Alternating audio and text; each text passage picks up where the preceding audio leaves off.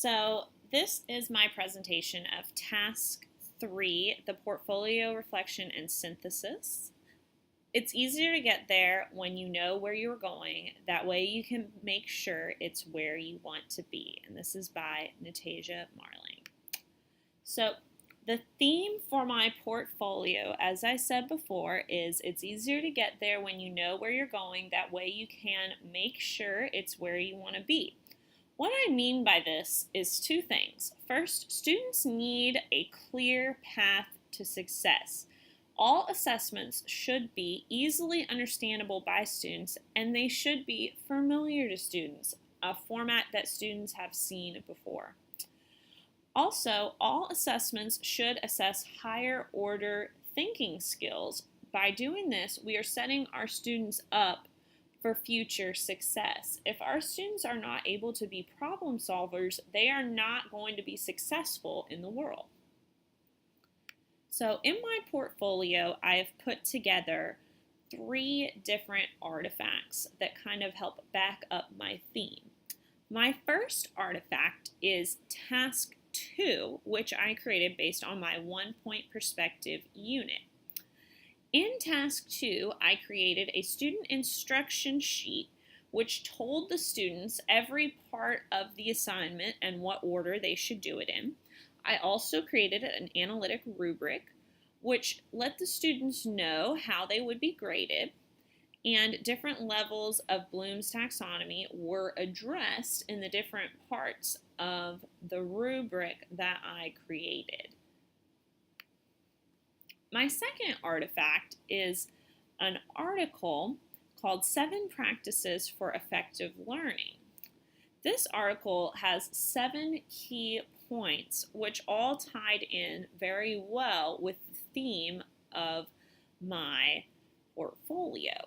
So the first point that it made was that you should use summative assessments to form meaningful performance goals. And the second point was students should be shown criteria for an assessment and student examples in advance of completing the assignment. I kind of grouped these two things together because basically this is just setting your students up for success. You're showing them the path, you're showing them where they're going to be going, what their goal is, and how they will be graded on that goal. That's really how you set your students up for success with work on any type of project. Another point they brought up was that you should assess your students before you teach. This way you can identify problems with higher order thinking skills and see any gaps in knowledge that you may need to fill in to ensure that your students are all on the same track. This article also said that you should offer students assignment and assessment choices. The reason for this is students have different strengths. So one type of assessment or assignment might be better for one student than it is for another student. So it is unfair if students are not on the path for success because one student is better at some sort of, writing papers or typing, and another student is better at making an oral presentation. So this type of thing is not fair to students if we don't offer different choices. Another thing that this article brought up was that we should provide feedback early and often to students. This keeps them on the path to success. If you are looking at a student's project and you see that they're starting to do the wrong thing and you can correct that before they get too far, you're going to save a lot of wasted time and energy for that student and yourself. The last 2 points were that you should encourage self-assessing with students. If students know how they're going to be graded and they can look at their work against those criteria, they're more likely to change and adjust their work if they need to. And this is something that we do want to instill in our students, because if our students don't realize that they need to self-correct, they are not going to be set up to be successful adults. The last thing they talked about was allowing new evidence to replace old evidence. Basically what this means is if a student did not succeed on a task the first time, you should give them another chance, because maybe they're just taking a little longer to reach that learning objective or that goal that you have for them, and you do not want to penalize them for that. So overall, this entire article ties in very cleanly with my theme.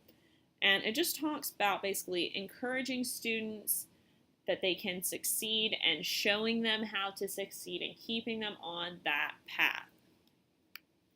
My third artifact is 3 different quotes, and I pulled these quotes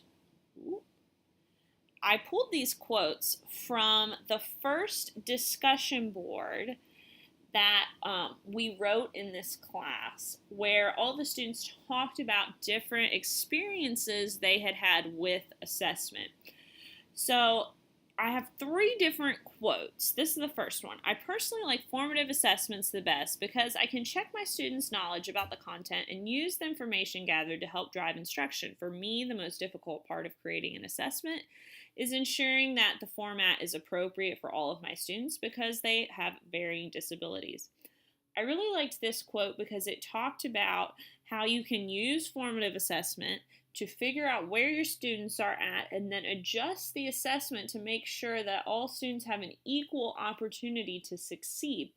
This ties in with giving different assessments as well, because if you discover one of your students is maybe an English language learner or has a reading disability, you may want to tweak the type of assessments that you give them so they're all on that path for success.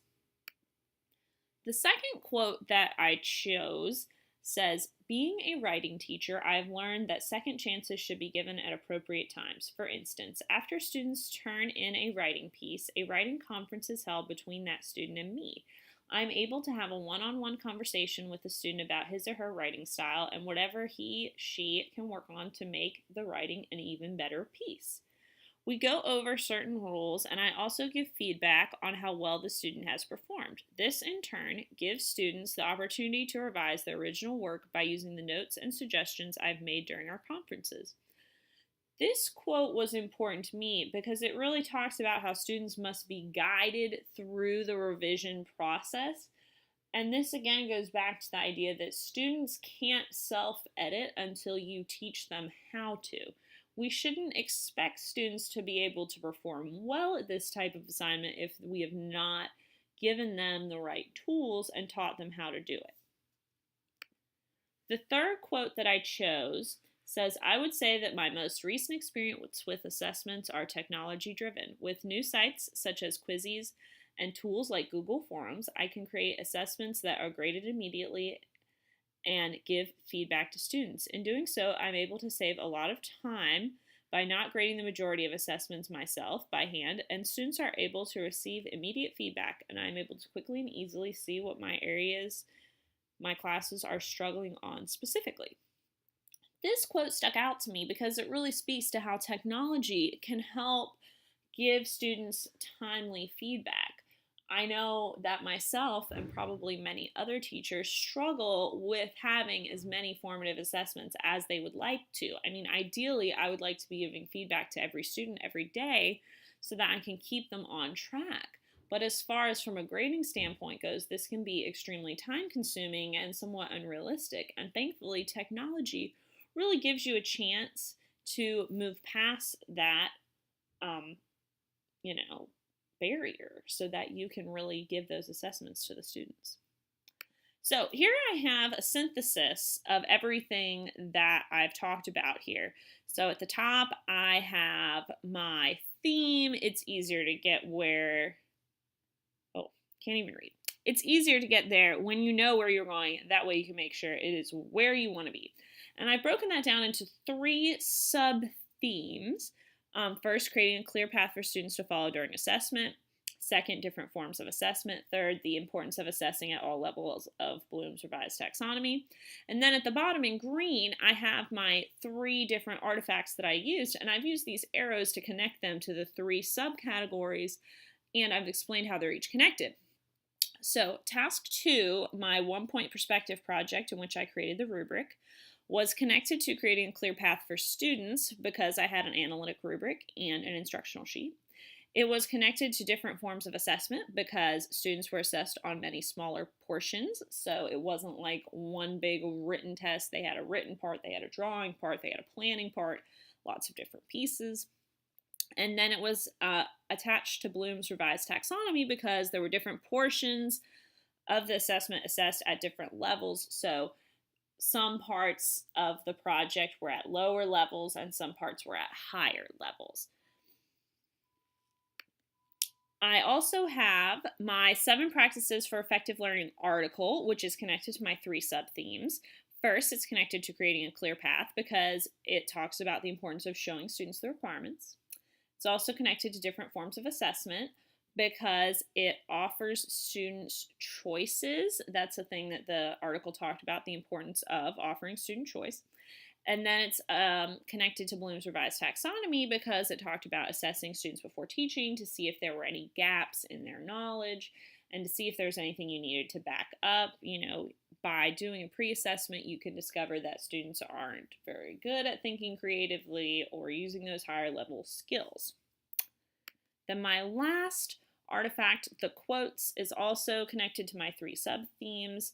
First, it is connected to creating a clear path for students because they talked about using formative assessments to help guide students. They are also connected to different forms of assessment because the quotes talked about how technology can offer different choices to students. And then lastly, again, connected to Bloom's revised taxonomy because just like with the article, it talked about how by assessing you can find gaps in student knowledge or students' cognitive abilities. So here you can see that my entire portfolio is all nice and connected with this beautiful web. Let me leave you with this last thought.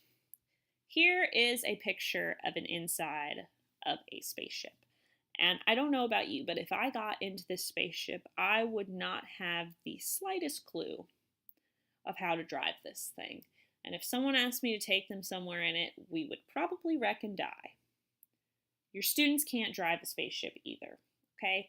And even though assessments may seem simple to us as teachers, if we do not teach students how they work and how to succeed on them, it's just like us getting in this spaceship and trying to drive it. We won't know what to do.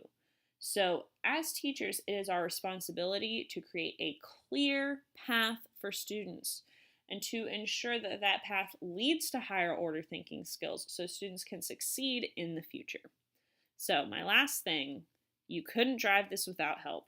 Don't expect your students to. Thank you for watching my presentation.